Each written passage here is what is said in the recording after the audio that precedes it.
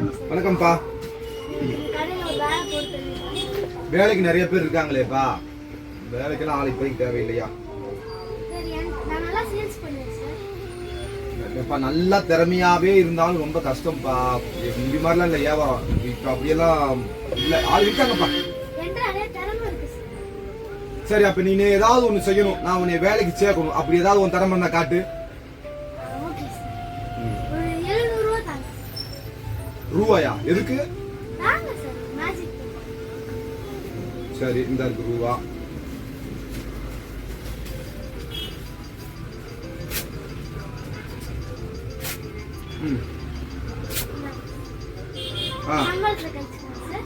சம்பளத்துல கழிச்சு.